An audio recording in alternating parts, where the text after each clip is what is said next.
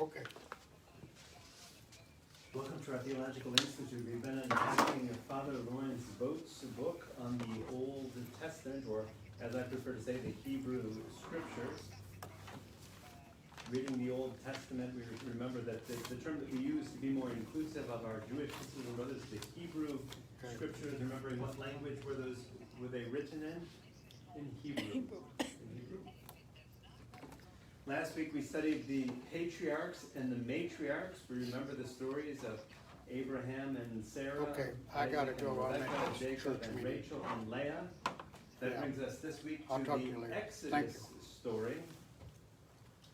For those who are following us on Facebook, we have a handout that is included in the link below this video that all of us have here, chapter 8, the Exodus from Egypt. Ready to jump in? Yes. How interesting that last week what we saw the stories of various individuals.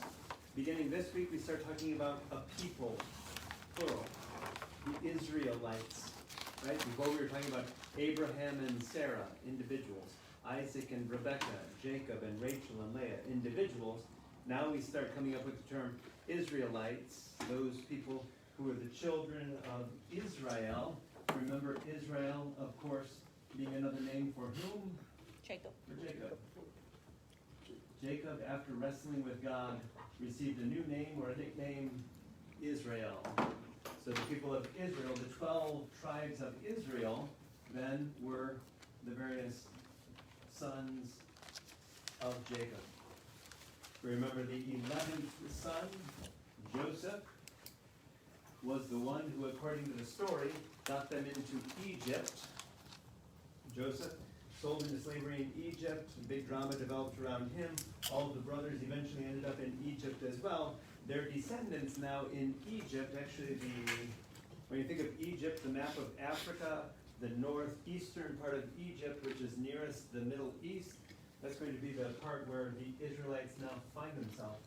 Lawrence Boat, in his book, is going to start unpacking that situation now. Remember, this is a Bible study. Yes, we're reading the Bible, but we're also comparing it to what other people have said about the people who lived at that time, so that it's not just stories. We're not just talking about Grandpa Rudy's stories, but we're putting Grandpa Rudy's stories in the context of what was happening at that time. Ready to jump in? Top focus now shifts from individuals to a nation. The nation of Israel, the people. Page 155. Two focal points, a single God and a single people bound together as one. Think about how interesting this was. Of all of the gods that exist in the ancient world, we had this radical belief that all of us were worshiping one God. We were the first monotheists, the first persons to believe in a single God. We gave that God various names, Yahweh or Elohim or God of the armies, the God of hosts. We had various names for this God. This one God and this one people, Israel, is now coming together and forming this covenant, this relationship. Page 155, this act of liberation was motive enough for this group of people to pledge itself to God in a binding covenant. The belief being that the way that we became this nation, all of us were led into Egypt. When we found ourselves in Egypt, then God was the one who saved us from slavery, led us out of Egypt, and led us toward the promised land. As it says at the bottom of page 155, to be trapped in a desert would hardly be an escape to celebrate. So there are three things that we're celebrating. One, deliverance from Egypt, deliverance from slavery, being led out of Egypt. Number two, the binding covenant. Think of the 10 Commandments and laws that were given on Mount Sinai. So we went out into the desert where God gave us God's law, which was the covenant. If we obey the law, God will be good to us. And then finally, number three, the conquest of a promised land. All this was leading us to where we were heading. It was a 40-year journey, according to the Bible. Remember, of course, the number 40 is symbolic of testing and challenge. After 40 years, we ended up where? In the promised land. So let's talk about Egypt during that time. Page 156. The book of Genesis ends with us, or our ancestors in the faith, being in the land of Goshen. The Egyptians have records of Asiatic settlers from Asia being in Egypt, which is important because when we hear of these Israelites from Asia being in Egypt, it helps us to place them in that time and place.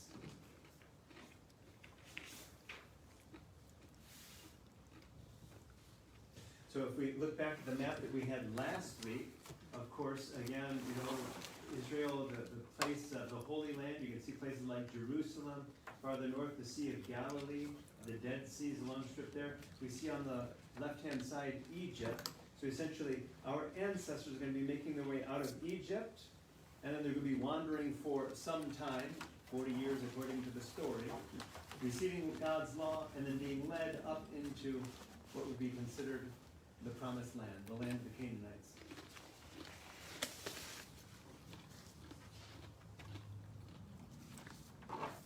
Egyptian records tell of settlers coming from Asia. The flow of people from Asia Minor becoming more intense, probably warlike even, as they overwhelm weak Egyptian defenses. For the next 200 years, we had a foreign rule by the Hyksos, literally the foreign chiefs. So how interesting that these tribes were now moving into the Egyptian territory. There were no national borders back then. You didn't have to stop and show your passport anywhere. You just sort of moved wherever you wanted to move. And these people were starting to move down in the direction of Egypt, and that was starting to cause some tension. The story of Joseph gives us no inkling of the hatred of native Egyptians for these foreign people. The story of Joseph reflects many of the actual historical situations in that period. So many of the things that we're reading in Genesis are talking about things that were going on during that time. Egypt finally overthrew them under King Ahmose of Thebes around 1550. So remember the rough timeline. If we think that Abraham and Sarah, put both names up here, Abraham and Sarah were around 1800 BC-ish. Then the challenge becomes, how do we date Moses? And we're going to see various dates ranging from somewhere between 1500 and, say, 1250 BC. So between this time, we see a time of the people heading in the direction of Egypt, and then we have the story of them being released from Egypt sometime around this period. We're going to talk dates in just a moment. Page 157, Egypt had expanded its empire to include Palestine and most of Syria. Syria is in the north of this map, so just imagine for a moment that all of this essentially was the Egyptian empire at that time. Most newcomers were no doubt subjected to its rigorous supervision, at times virtual slavery, which is what we're hearing about in the book of Exodus.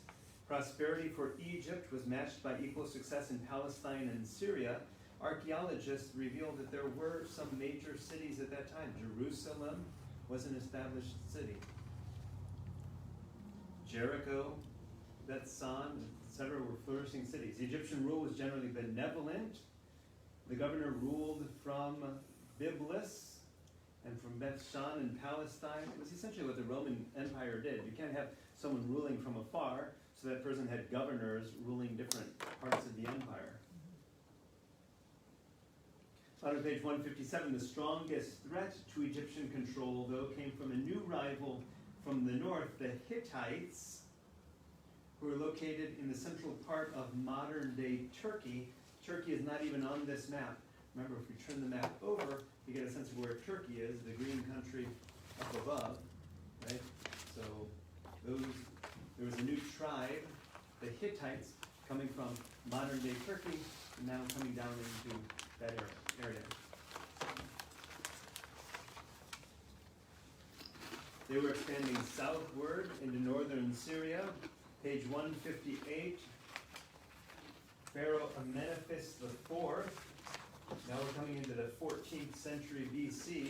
This is important because the Egyptians had various gods. The god of the sun, the god of the moon, the god of this, the god of that. And now suddenly under this Pharaoh, he's going to unite the Egyptian people under one god. On page 158, we see how it was this one god, Ammon, he encouraged a new cult to the sun disk, the Aton, as the supreme and only divine principle. This is going to create some tension because suddenly, what happens when you start getting rid of all the other gods in the land? You're going to upset people. You're going to upset the people who prayed to those gods, and you're going to upset the priests who are based on a system of worship.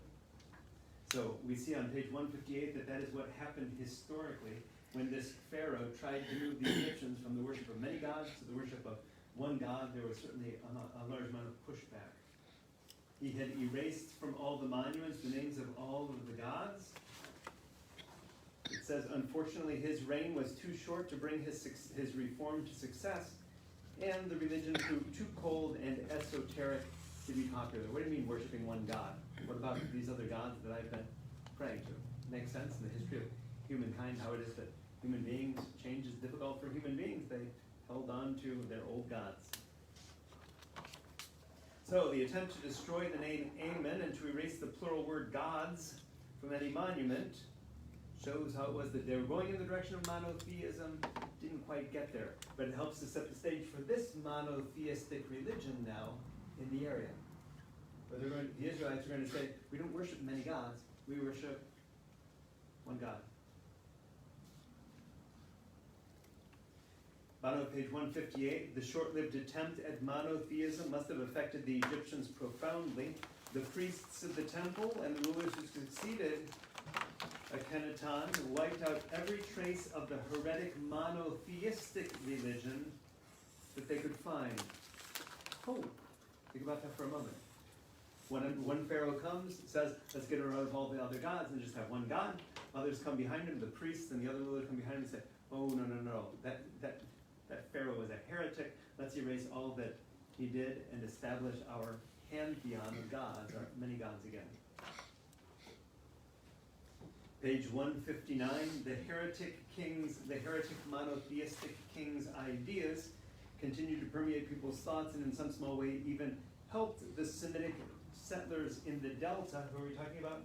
The Israelites, to develop more deeply their own understanding of Yahweh as the one God, who stood alone against the competing claims of hundreds and hundreds of other gods.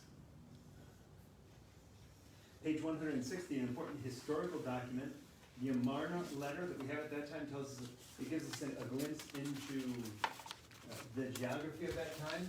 We said that Moses is dated to sometime around here. This letter dates to 1375 BC. In the Amarna letter, what we find is that it talks about the conditions of Egypt at that time, just before the Exodus and the conquest. Numerous towns, each with their own rulers, struggling against one another for positions of power, grasping for more land, defending themselves against other towns' attacks. That letter just gives us some glimpse into what was happening at the time.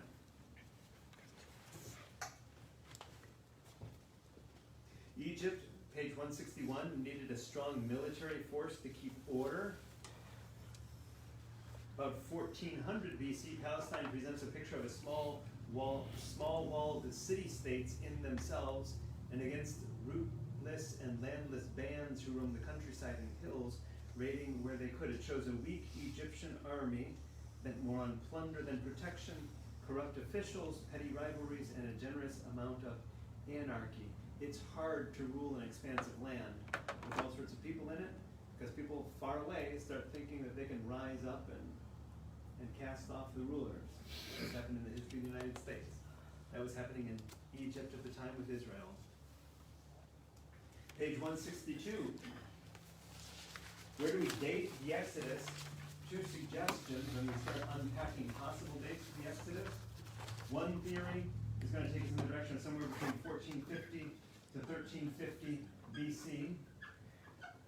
The second theory is going to date it closer to 1300 to 1250 BC.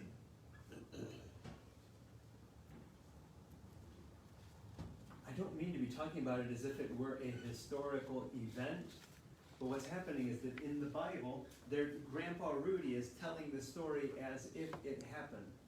So the question for us becomes, if indeed it did happen, when might it have happened? Grandpa Rudy tells stories of werewolves, she-wolves, all sorts of other chupacabras. Okay? Sort of like, let's figure out when was the story, when did the chupacabras come to Mexico? In this case, we're not talking about chupacabras, we're talking about Exodus. If we can date the Exodus to a certain time in history, when might that have been? Two schools of thought on when that event, if it took place, when it might have taken place. There is evidence of Semitic slaves in Egypt in the period between 1500 and 1400. So there is some proof. When we talk about Semitic slaves, we're talking about people who are from that area. What could it then say the Israelites? The date suggested in the first book of Kings says that Solomon dedicated the temple 480 years after Israel left Egypt. So if they left Egypt, this is like a math problem here. If they left Egypt in a year that we don't know, 480 years later, they built the temple. The temple was built around 950 BC. Help me with the math. 950 BC plus 480 years before that would lead us to a date of about 1430 for the Exodus. The challenge is the first book of Kings, they didn't have people who were actually had an exact count. So when they say that the temple was built 480 years after they left Egypt, knowing that it was built here, that doesn't necessarily mean that the Exodus was at that time. The Bible is not a book of history, it's a book of theology. Those who maintain a later date, somewhere between 1300 and 1250 BC for the Exodus, the leaving from Egypt, note that there were various building projects by the founders of the 19th dynasty, Seti I and his son Ramses II. So there were various building projects that these people from the Middle East may have helped with in that Delta region. There's a famous inscription from dating to 1212 BC. This becomes fascinating. 1212 BC. We have a famous inscription on a monument that reads, "Israel is laid waste." That is a fascinating historical thing for those of us who are interested in these Israelites. That someone in Egypt noted this small group of people, talked about how it was that that people was destroyed. Israel is marked with the sign for a tribe or a clan and not for a city or a land. This is an interesting insight. We know that in the Egyptians used hieroglyphics. They used various symbols. And so how it was that they used the symbol, instead of having words, they didn't have words in the same way that we have words. They didn't write in words, they wrote in symbols. For Israel, they used the symbol for a tribe or a clan, meaning that Israel was more like a tribe or a clan, rather than thinking of it as a place. Israel was not a place, Israel was a people. Father, so when I'm reading this, this is just me, I'm having difficulty remembering. This isn't the Bible, so what we're reading is actual, factual history. So this is where it becomes fascinating. So we have the Bible, and now we have other documents that we're looking at to help us to give some perspective on the Bible, on Grandpa Rudy's stories. Were Grandpa Rudy's stories totally made up, or is there anything about his stories that actually fit with reality? And so what we're seeing in other historical documents is that there are certain ties to things that lead us to, it's conceivable that Grandpa Rudy's stories are about a people that lived around this time, that was moving about. that was working on various capital projects in the Delta region of modern-day Egypt, who, according to Grandpa Rudy's stories, were led out of Egypt and into the promised land, in the land of the Canaanites. Okay, maybe that we can start to place that in history. We're not saying that it's a historical event that really happened, but if it did, a lot of what we're reading in the Bible has some context that could have happened. Oh, it's becoming fascinating. I lost something. Go for it. Semitic, S-E-M-I-T-I-C. Right? Another name for all of these tribes and clans that were wandering, Okay. nomadic people. And what's interesting is that these Semites, the Semitic people, were essentially the peoples of these areas who were now moving farther south. So there's something was happening at the time. We have the story of Joseph getting down into this, and we said it was because of a famine that drove them out of this area and looking for food, which they found in Egypt. So that was their way of telling this, the Bible's way of telling the story of how the people ended up down here. I mean, when there was no food, no water, you go searching for it. The people ended up down in this area. Eventually, we're going to find them traveling north again. Imagine what it would have been like in the wilderness, in the desert at that time. You know, if you have a famine of any type come, if there's a shortage of food, we got to decide what we're going to do. Honey, pack up the kids.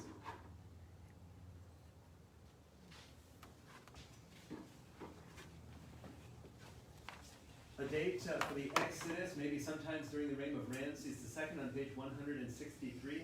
I would date it sometime between 1300 and 1280, which would be probably most likely. That would fit with what we read in Exodus 12:40, that Israel had been in Egypt 430 years since 1700.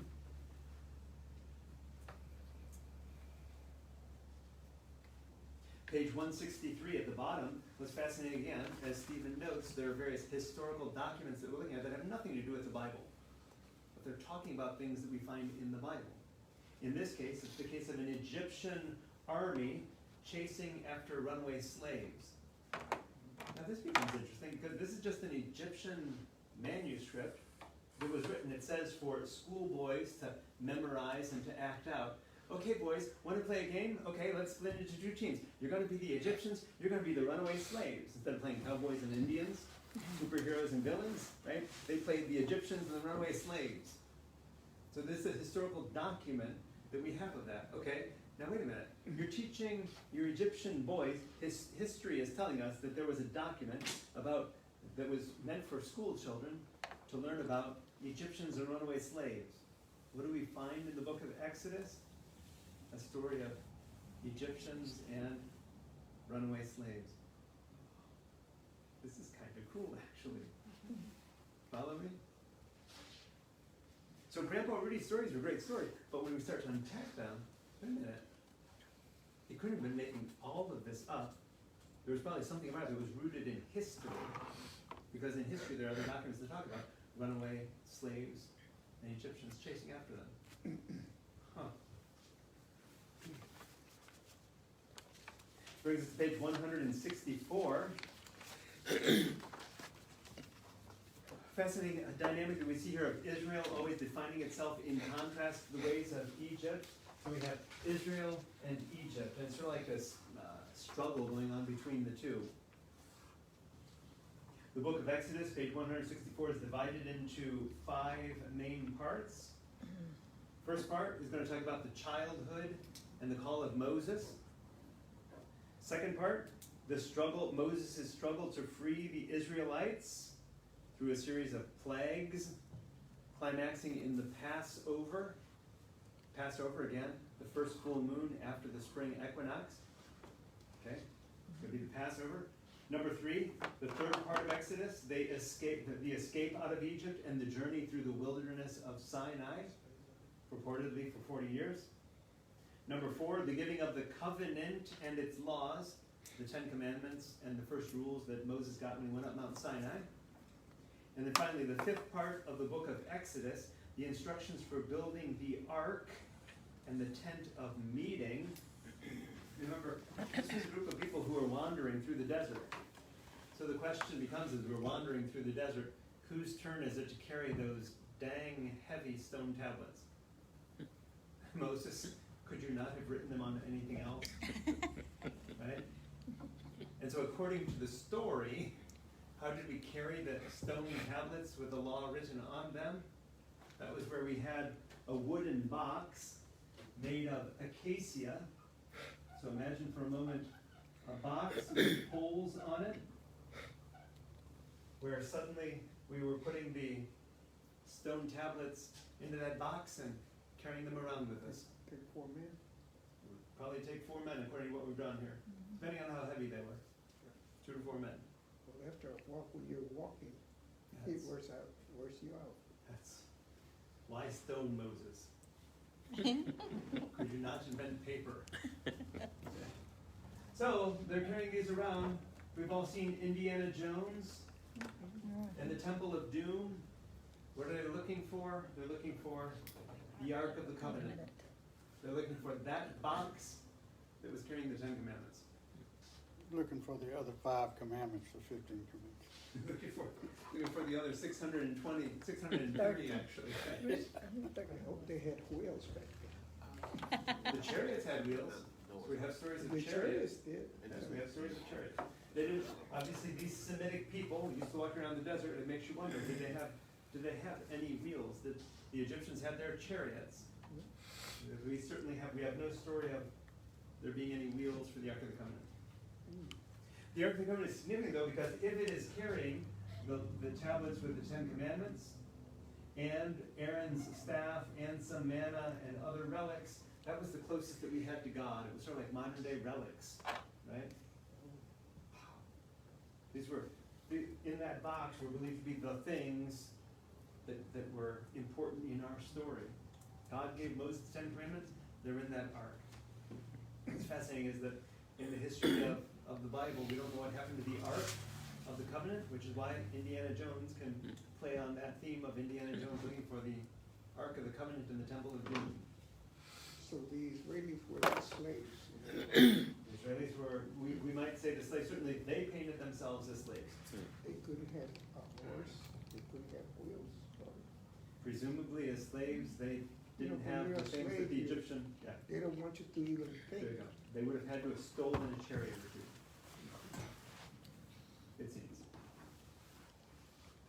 Page 164, the dramatic element, what's so great about this story is that we're painting the Israelites versus the Egyptians, good guys and bad guys, and we're painting this hopeless picture of the Hebrews in slavery, with this almost impossible struggle to change the Pharaoh's mind.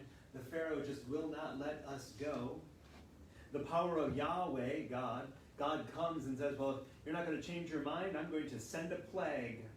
And there are going to be frogs jumping all over and frogs jumping into your Dr. Pepper.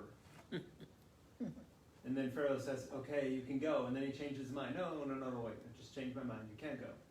Takes 10 plagues. After the 10th plague, of course, these are all symbolic numbers. Right? This is Grandpa Rudy's story. Great stories, Grandpa Rudy.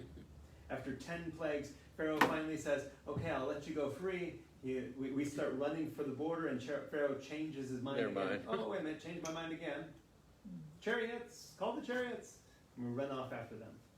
Great dramatic story. When Grandpa Rudy told that story around the campfire, all of us as kids and grandkids and great-grandkids were on the edges of our seat. That was the best story we'd ever heard. Of being led out of Egypt, this is still on page 164, being led out of Egypt by God, God's mastery of events at the showdown at the Red Sea. Grandpa Rudy told the story of how it was that all of us, we were running for our lives, being chased by the chariots. Remember the Egyptians and the runaway slaves? We were the runaway slaves, running for our lives. We get to, and then we come to the sea. Crap! What do we do? They're closing in on us. And at that moment, the story that Grandpa Rudy said was that Moses stood up, and Moses took his staff, and he raised it in the air, and dropped the rock, and the waters parted, and it was dry land. And we started walking down the dry land. And then after we got in, the water started closing up behind us, and all the Egyptians drowned in the sea. The greatest story on earth. Loved it. The Exodus story. How it was that God led us, God's people, out of slavery in Egypt, away from the hands of the bad guys, and toward the promised land. They didn't rebel, did they? The Israelites? Yeah. well, Not yet. That comes. That's coming. They After just 40 let years it from go? the desert, excuse me? The Egyptians just let them go? Go back to your land? According to the story, at one point Pharaoh said, okay, you can go, and then he said, I changed my mind again. The Bible is a book of theology, not of history. So we have to ask ourselves, what is this telling us? I mean, essentially, it's Grandpa Rudy's story that is setting up of these two groups of people. The bad guys, the good guys, how it was that we, the good guys, escaped from the bad guys, and what was happening in this whole thing. The bad guys wouldn't let us go. And so our God, who is a powerful God, we have an awesome God, who said, okay, you're not going to let us go, you bad guys? I'm going to send you a plague. I'm going to turn the Nile River red, like blood. Ooh. Okay, I'll let you go. Nope, changed my mind. Okay, I'm going to send a plague of insects, of gnats or flies. Ugh. Okay, we'll let you go. Oh no, I changed my mind. You're not going to go. Okay, I'm going to send a plague of grasshoppers. Okay, I'll let you go. No, I'm not going to let you go. Okay, I'm going to kill your firstborn, every firstborn son in Egypt. I'm going to kill every one of your firstborn. Okay, I'll let you go. No, I changed my mind. But imagine Grandpa Rudy telling that story on the campfire. It was the most fascinating story, because he would tell the story of Pharaoh saying, the bad guy saying you can't go, but then of God doing something, and Pharaoh saying, okay, I give up, you can go. But I changed my mind. And so God did this. And then Pharaoh said, I give up, you can go. I mean, Grandpa Rudy had us going for hours with that one story. His wife made him change his mind. Is that what happened? Was the movie According to the story. movie. Oh, that's all right. She finally elbowed him and said, He killed her something. bottom of page 164, top of page 165, the reason for this story. Why did he write this story? It's not a book of history telling about historical events so much as telling about how great our God is. It's a book of theology. Why is this story important? Not because it's a history book. This story is important because it tells us about our God. Right? Grandpa Rudy could tell his kids and grandkids and great-grandkids that our God is such an awesome God, that this is what our awesome God did. Our awesome God led our ancestors out of slavery in Egypt and into the promised land, where they gave us a law that we have to be faithful to, where we were able to build our temple 480 years later.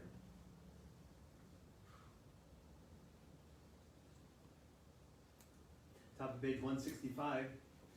It's interesting because God gets a name that, we were talking about 2011, how it was the Roman Catholic Church changed up its translations again.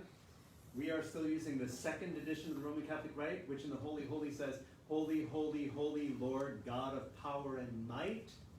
The Roman Catholic Church has now changed it to Holy, holy, holy Lord, God of power and might, to God of hosts. What does it mean, God of hosts? Hosts like the bread that we receive at Mass? No. God of the armies is how you might translate that into more contemporary English. God of the armies, and at the Holy Holy during Mass, the Roman Catholic Church now is saying, Holy, holy, holy, the God of the Lord God of the armies. The God is marching on our side. That's a pretty powerful image of God marching with us against the enemy. To be might. I was brought up with might. Lord God of power and might, we continue to say. I mean, if he could do anything. Lord God of hosts, now, in the Roman Catholic Church, literally means the God of the army, the God who marches with our army. Ooh, God is on our side, not on yours. I knew that. You knew that already. Sometimes somebody's- Ooh.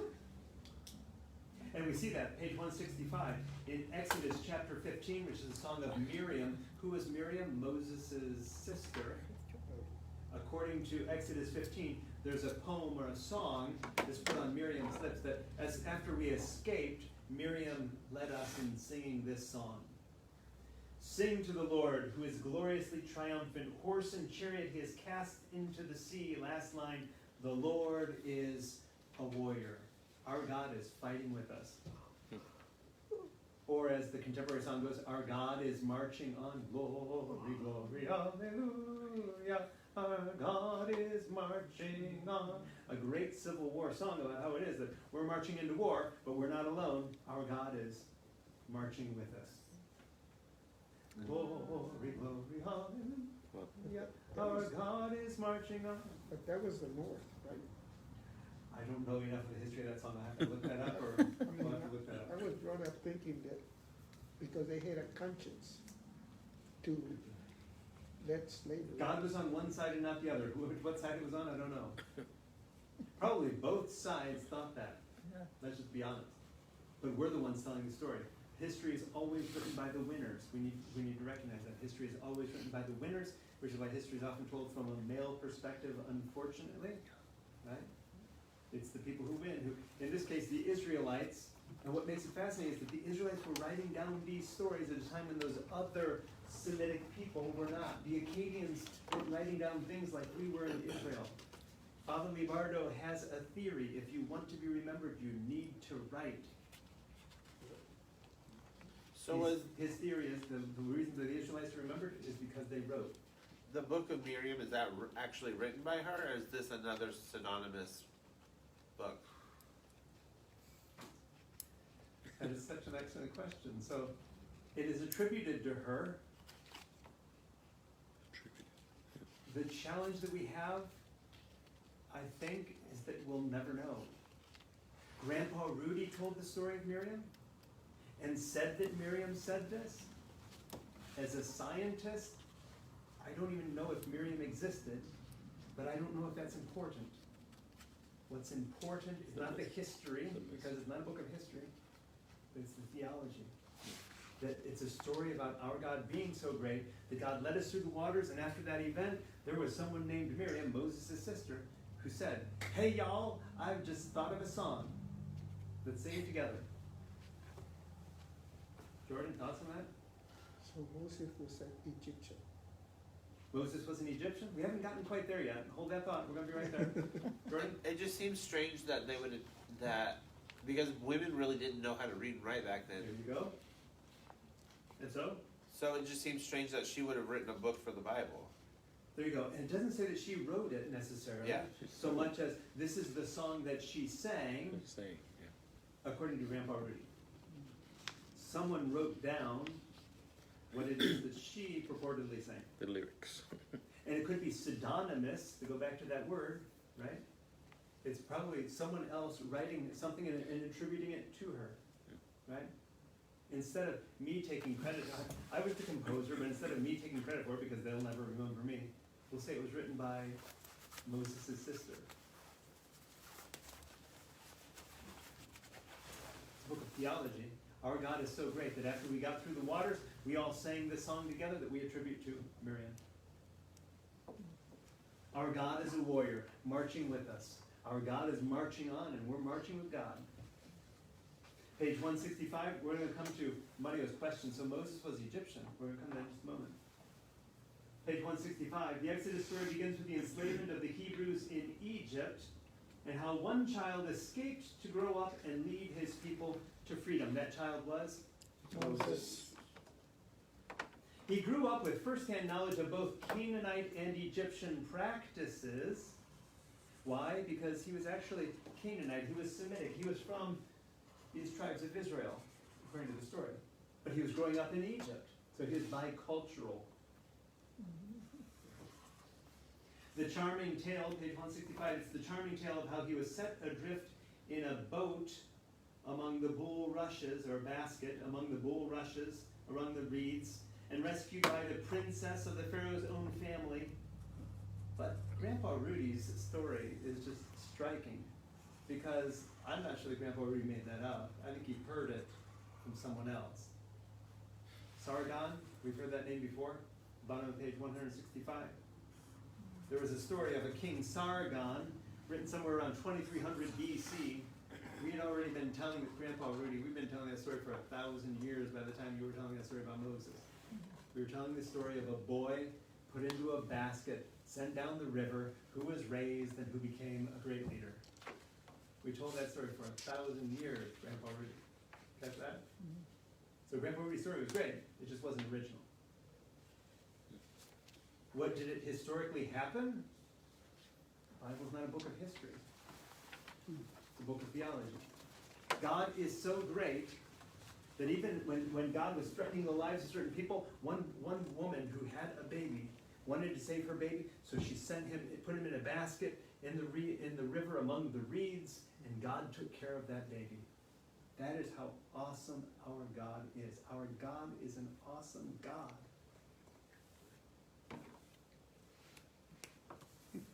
Did it historically happen like that? Doesn't matter. It's not a book of history. He is God. It's not that there were several, there's one. Our God. There is one God, and that God marches with us. Yeah. If you're not with us, I feel bad for you because God marches with us. The Lord God of hosts, as the Roman Catholic Church now says in its Holy Holy. Page 166. The second stage of Moses' life, he was exiled for the justified killing of an Egyptian. Have you heard that story before? According to the story, Moses saw a slave being beaten by an Egyptian, and he killed the Egyptian. Buried him in the sand. When it was discovered, he said, oops, I killed the person. I better get out of here. Fled to the wilderness. And in the wilderness is where we have the story of the burning bush, of God coming to Moses and speaking in a burning bush, right? We've all seen the movies before. The bush is burning, but not like turning into ash. It just is burning and burning and burning, and like nothing that we've ever seen, because when things burn, they like burn down. It wasn't burning down, it was like a burning bush. And then a voice came from that bush. Moses! Moses! Grandpa Rudy's story, right? The Bible's not a book of history. There was no talking bush. Hello, Stephen! Stephen, I'm stuck in a bush. But it was a great story. How it was that God called Moses. So in this story we have God calling Moses and revealing God's name. Page 166. What is... Moses must have been terrified. Hello? The burning bush? I see a bush burning and I hear that bush talking to me. What is your name, burning bush? And God gives a name, which we often translate as I am. I am. Which is significant because when John starts writing his gospel, Matthew, Mark, Luke, and John is going to have the highest theology, the one where Jesus is closest to God. And so when Jesus speaks, John is going to have Jesus saying, I am. Who are you? I am. Oh, what did that make people think of? The burning bush. That Jesus is God. God is the one who said, I am. Now suddenly Jesus is saying, who are you? I am. You are who? You are what? No, I am. And it's John trying to give us all these lines like, I am the way, the truth, and the life. I am the sheep gate. I am the good shepherd. I am this. I am that. I am the light of the world. I am the bridegroom. I am the first and the last, the Alpha and the Omega.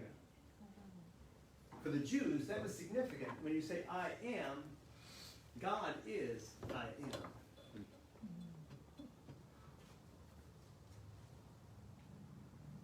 That story is on page 166. The other names that we've used of God, then at that time, Yahweh was one name that we used of God. The one who is, the one who causes what is, the God who is always present to us. 167, Exodus makes it seem as if that name is new. When Moses comes in the bush, we hear God's name for the first time, I am. But scholars think that Yahweh, who has many characteristics of God and nomadic peoples, was always worshipped at Sinai by the Midianites. An inscription of Pharaoh Menophesis III talks about the tribes of tribes of what? YHW, who is Yahweh. Yahweh. The Jews had this belief that they were not to write God's name ever. God's name is so holy, you are never to write God's name. So even though God's name is Yahweh, yikes, I just like sinned by writing God's name. It's like our Muslim sisters and brothers who cannot draw any pictures of God or of the prophet, right? Instead, our Jewish brothers and sisters never wrote God's name. They used a code word. Today we might say something like this. Every time you write God, in the pastoral psalm, when you see the God, the Lord in capital letters, it's their code word that we've translated into English as Lord. And so in this Hebrew text, where we hear of this people, page 167, the tribes of this, what does that mean? That for us is it's historical evidence of these people who were this God's people. Ready for the plagues? Page 167. Stories become fascinating now in Exodus 5, the struggle between Moses and Pharaoh, who hardens Moses' heart. What a fascinating story. There are 10 plagues. The J and the E authors are responsible for 8 of them. The J and the E authors, who are they? The Yahwist and the Elohist authors that we heard about in Genesis 2 weeks ago. The book of Genesis had the Elohist author and the Yahwist author. Yep. They give us 8 of the plagues. Then the P author, who's P? The priestly author. That's Jordan and Stephen, the scribes who pulled together the other ones and edited them. They added 2 more to make a more perfect number, 10. Thank you for the symbolic number, Stephen and Jordan. It had not been for them, there would only be 8 from Grandpa Rudy. Grandpa Rudy gave us 8 plagues. Jordan and Stephen gave us 2 more to make it a nice symbolic number. After each one, Pharaoh hardens his heart. The 2 from that Jordan and Stephen, the priestly class, added are the plague of gnats. Ooh, imagine gnats getting all over your body and all over your food and all over everything. And boils, your body starts breaking out in sores. Ooh. Thanks, Jordan and Stephen, for that image. Terrible. The first 9 plagues, how interesting. The first 9 plagues all have natural explanations at that time. For instance, when we talk about the Nile River turning to blood, right? It explains, scientists know that page 167, there are minute organisms that often turn the Nile Sea red during the month of August. How cool is that? That you have this body of water that's usually blue or a different color, but then in August, it turns a different color. Ooh, let's incorporate that into Grandpa Rudy's story. How it was that in September, isn't it funny that during September something happens, they're just like, the frogs are like multiplying like rabbits. Ooh, that's a great thing.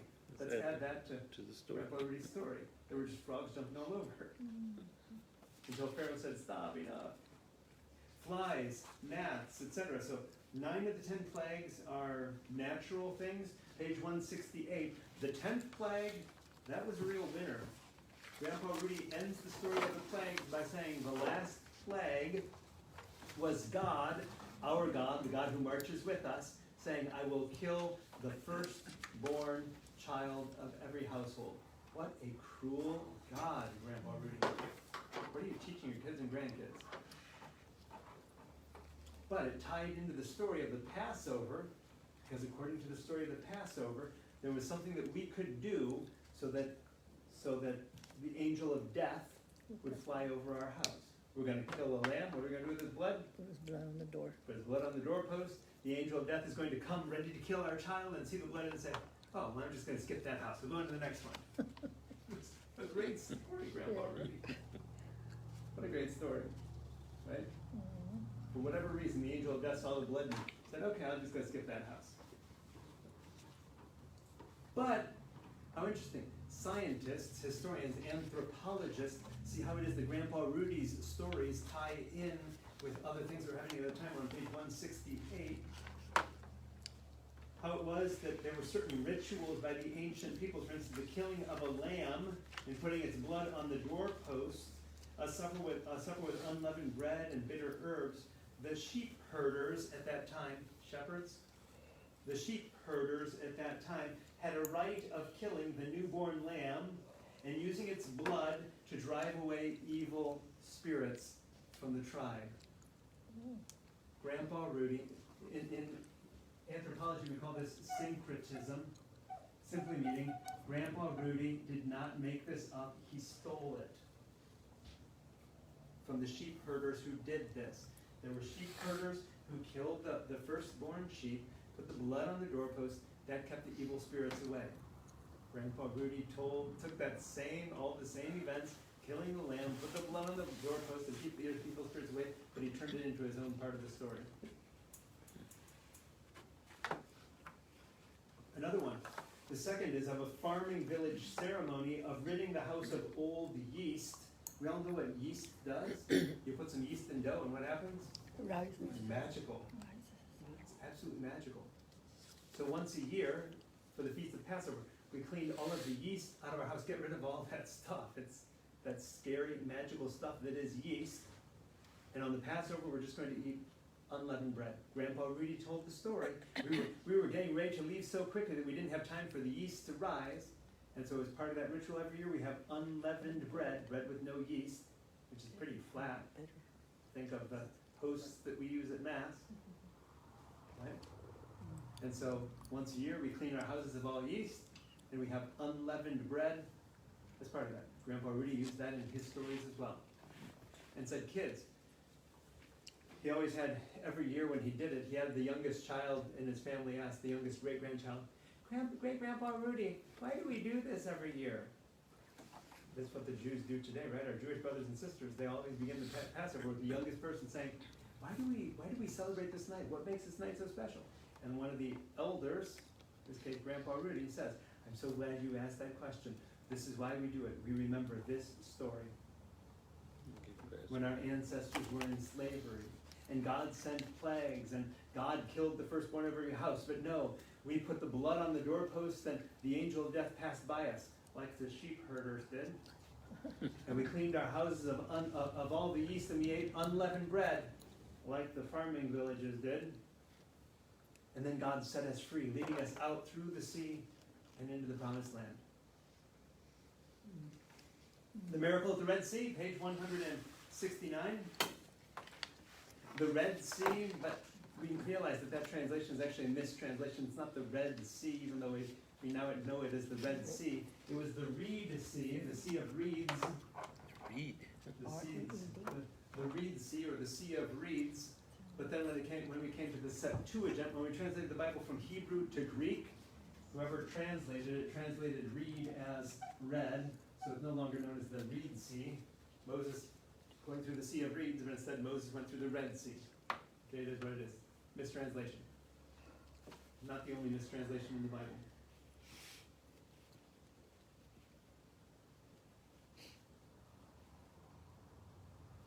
Page 169, contrast chapter 14 and chapter 15. Chapter 15 is Miriam's song or poem.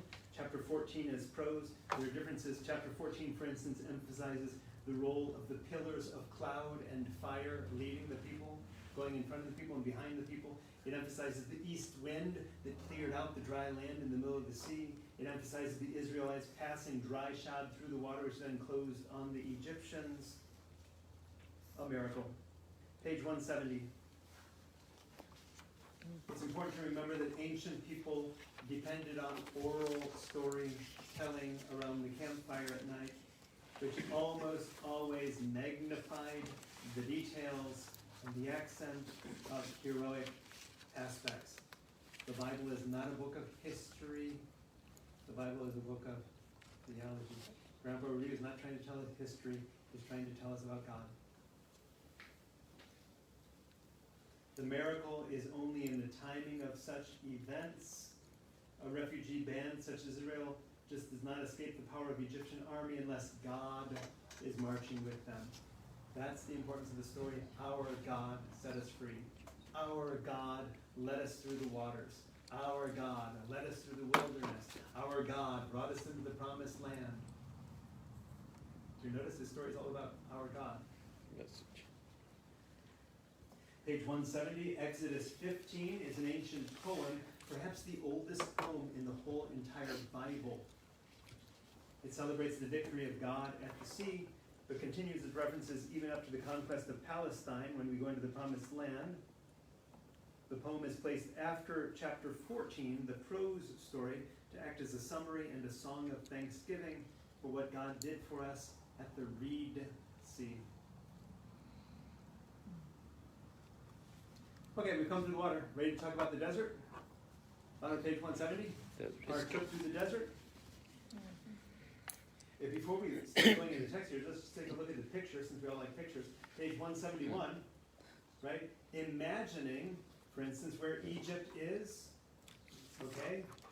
Where it is that we would have passed through the Sea of Reeds there in the north. And then where is Mount Sinai or Mount Horeb, depending on which author we're talking about, the Yahwist or the Elohist, the J or the E. We end up at Mount Sinai or Mount Horeb, which is down on the peninsula. And then eventually we come to the Promised Land, which would be modern day Israel. This, of course, is all hypothetical. That is to say, we don't know that their journey was like this. It's like, well, we know that they came to the Sea of Reeds. We know that they ended up at Sinai. We know that after that they went up to the land of the Canaanites. So let's just imagine that it's somehow looking like that. An attempt by scholars today to try to reconstruct it. The desert escape from the narrative moves quickly to the next great meeting with God. After the episode at the Reed Sea, the Sea of Reeds, where we're going to meet God again at Mount Sinai. What does God do at Mount Sinai? He gives us the law. We have these constant themes of Israel's murmuring and rebellion against God in the desert, right? Moses is up on the mountain receiving the 10 Commandments. What are the people doing down below? Melting their gold and forming the golden calf. God leads us through the desert, being faithful to us. We start complaining, manna again. Oh, I'm so sick of manna and quail. Give me some steak.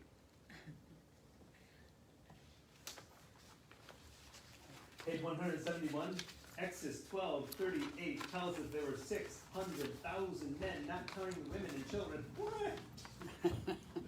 Grandpa Rudy. I'm wetting my pants, I'm laughing so hard. 600,000 men, not counting the women and children. We could have conquered Egypt if we had that many people. Follow me? This was a small ragtag tribe. This is not a group of 600,000 men, not counting the women and children. Historically, it would not have been a group of 600,000 men. Plus women and children. That's a lot of mouths to feed in the desert. But that was the story that he told. Last page 172. Many routes of escape have been proposed. Israel avoided the way of the Philistines, no more route to Palestine. A few suggest the coastal route, popular tradition of a deep route into the southern Sinai. It's just a difficult thing. All this to say, the Bible is not a book of history, it's a book of theology. It tells us about God. So when Grandpa Rudy says it was 600,000 men, not counting women and children, you don't have to take Grandpa Rudy literally.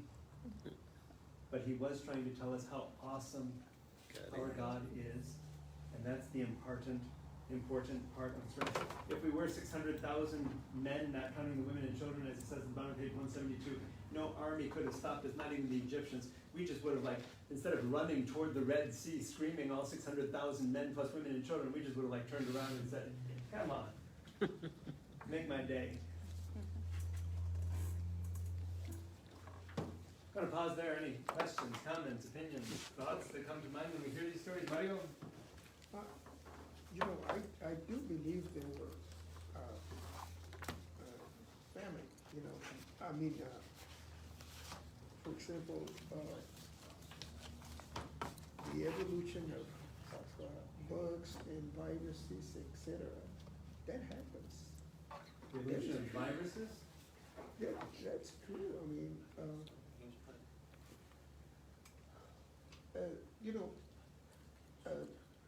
A super rat, a rat to be a small little rat, but then through evolution, it becomes not even exterminators can kill them, later. They evolve. Germs evolve. So, famines, Perfectly believable is what I'm hearing. It's perfectly, Grandpa Rudy told stories of famines, etc. It's perfectly believable. Especially when we look at the geography, You're thinking, if there were a tribe wandering around in that desert, what are you gonna feed the family? You're gonna go where the food is.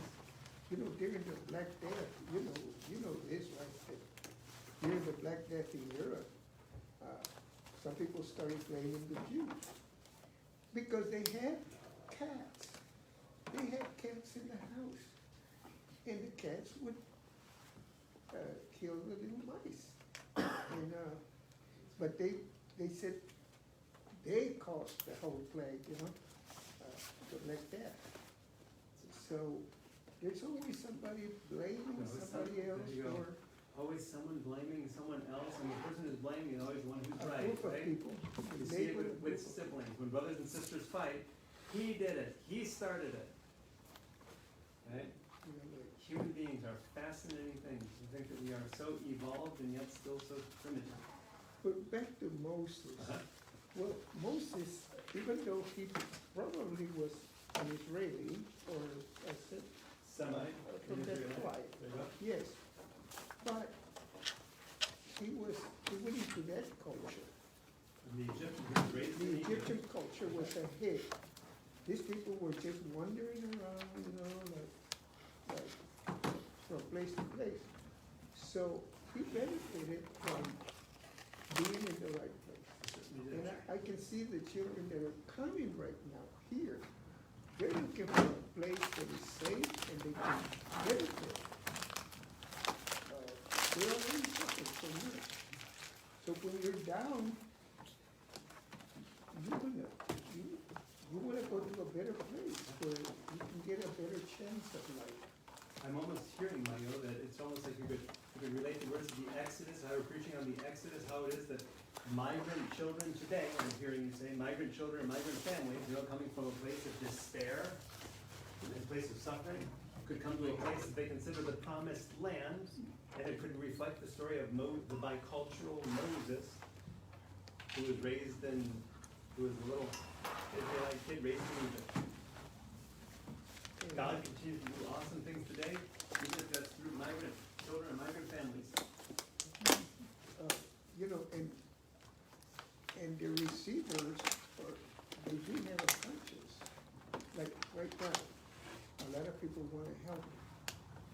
Some of them do not. But if you go by religion, if you really care about humanity, you would probably want the children. Very innocent children. But I'm not just talking about that, probably that's what happened to Moses, even though he was from a tribe. But somehow he had a conscience, somehow. He could have said, well, I'm very well off, I don't care, Well said. And he saved that slave. Well, the man that killed this, beat up the slave, he took care of him, He killed the person. Right? Egyptian. Moses the killer. Any last words on Exodus? Thank you, Grandpa Rudy, for the wonderful story. Thank you. Thank you, Jordan and Stephen, for writing them down for you. You guys are adding your own color to those stories. Now it becomes a challenge for us to take a look at those stories so many years later and to figure out, well, what does all of this mean for us? Especially now that Father Jamie hasn't even questioning whether Miriam really existed or really wrote that song herself. That's not the point. The point is that our God is an awesome God who reigns from heaven on high, etc. That's it. God is an awesome God. Shall we conclude with a prayer?